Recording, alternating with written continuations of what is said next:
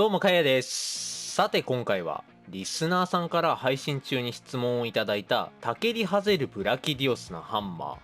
最高の滅墜について触れていこうと思います。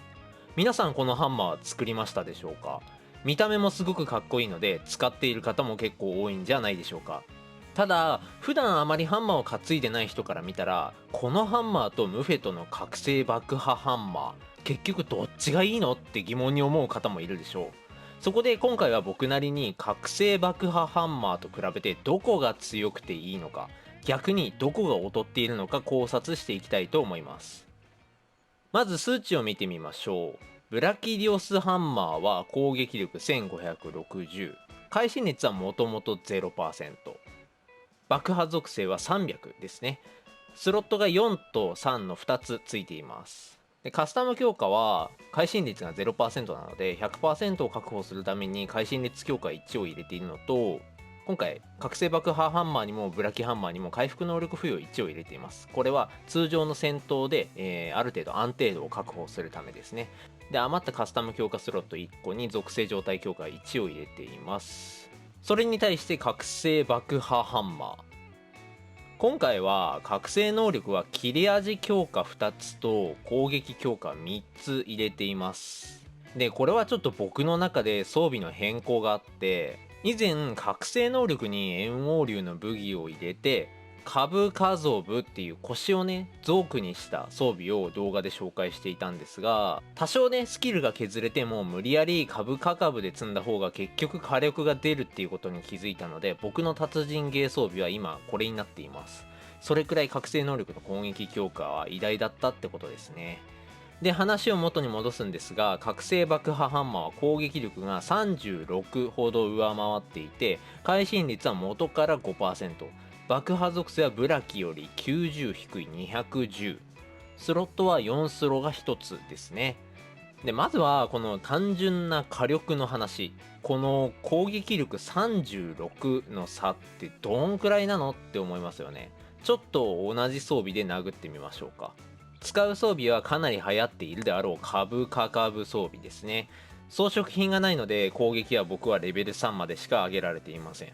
この状態で武器だけ変えてトレーニングエリアでタメ3を放ってみます。まずはブラキハンマーから。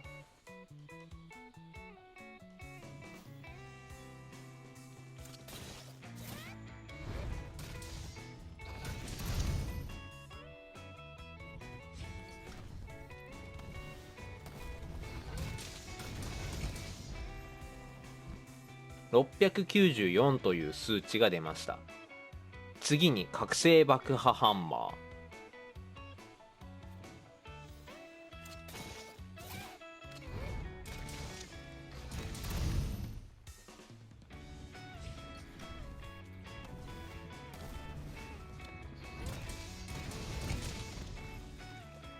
710という数値が出ました。今の僕の装飾品所持状況でこの2つの装備のダメージ差は16ということになります。火力自体は覚醒爆破ハンマーに軍配は上がったんですが、逆に言えば16しか違わないです。16ってタイムアタックを詰めてたり効率いいのがよほど好きな人じゃなければ正直気にしたもんでもない数値です。しかもですね、ブラキハンマーはスロットの数が多くてスロット3が1つ余っています。で僕はこのスロット3がついているのがめちゃめちゃ強いと思っていて、例えば今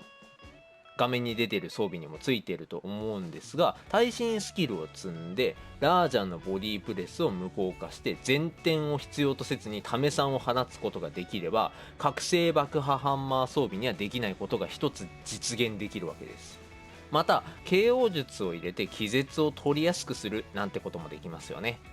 このように達人芸装備の観点から見てもブラキのハンマーはアレンジができるので無限の可能性を持っていると僕は思います。正直よほど火力詰める必要がない人は補助スキル一つ入れる方が強いんじゃないかなってね思ってます。いやーこれだけね近しい性能があって覚醒爆破ハンマーにできないことができると思うと夢がありますよね。でムフェットをあまりやってない方に関しては、覚醒爆破ハンマー作る前にちょっと待ってって言いたいところです。正直このハンマーがあれば基本的には問題なさそうですからね。先ほどは達人芸の観点で比べましたが、最高火力を求めない人に関してももちろんスロット数が多いブラキハンマーはとにかく優秀です。生存系の装備もねかなり組みやすくなってくると思います。